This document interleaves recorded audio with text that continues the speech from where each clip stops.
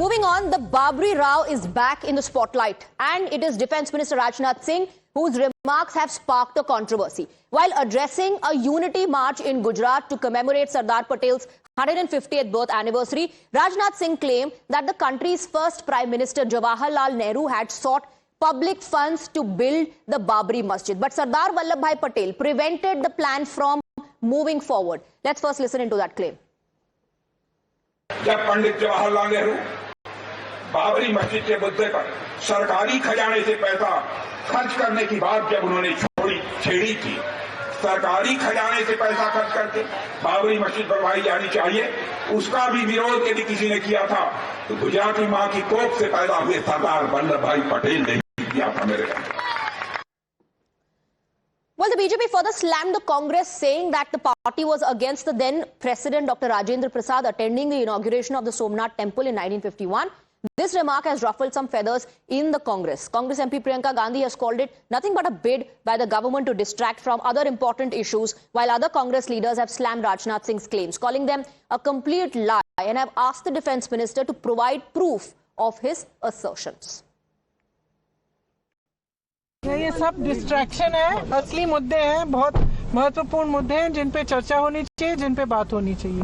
और ये सब रोज ये कुछ ना कुछ डिस्ट्रैक्शन उठा लेते हैं ताकि हम फिर बयान दें, वो बयान दें, और जो असली मुद्दे हैं पब्लिक के, वो उस पे कोई चर्चा ना हो।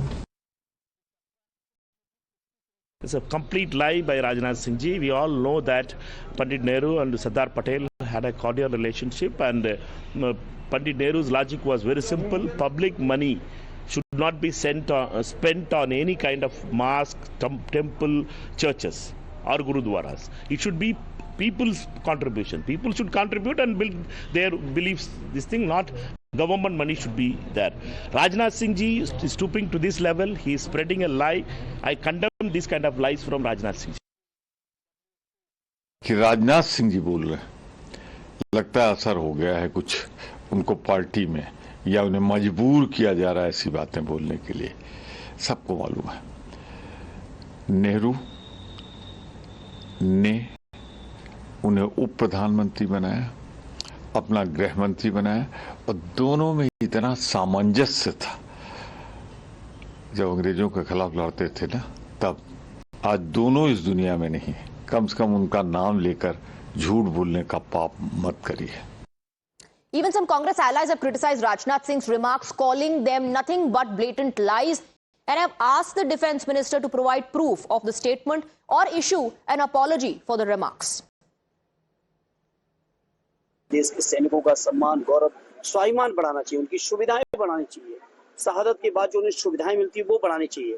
मैंने संसद में भी मांग रखी, और आज आपके माध्यम से कहूंगा कि जो हमारे देश के सैनिक शहीद होते हैं, उन शहीदों का जो स्थल होता है, उनका जो अंतिम संस्कार होता है, किसी भी पद्धति, धार्मिक रीति रिवाज से क्यों ना हो, उसको कम से कम शहीद स्थल के तौर पर डेवलप करने के लिए वो बजट का प्रावधान है, ये कराना चाहिए, बजाय इस बात के कि देश को विवादित बातों में फंसाने का।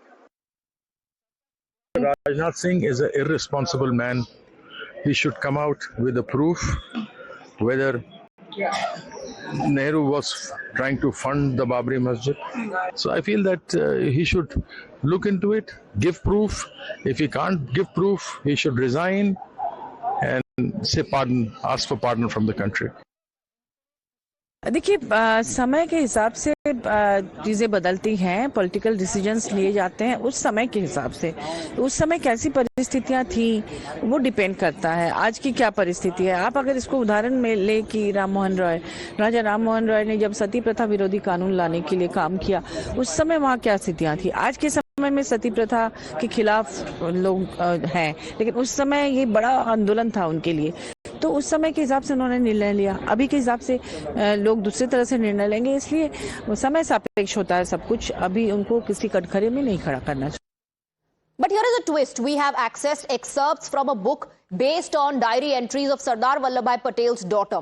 And according to the book, Nehru had also raised the question of the Babri Masjid, but Sardar Patel made it clear that the government could not spend any money on building a mosque. It further states that Patel explained the reconstruction of the Somnath temple was a different matter as a trust was created for the purpose and no government funds would be used for this. So this is an excerpt from the diary of Sardar Vallabhbhai Patel's daughter, where this has been mentioned that Nehru spoke about reconstructing Babri Masjid, and Sardar Patel opposed that government funds would not be used for it.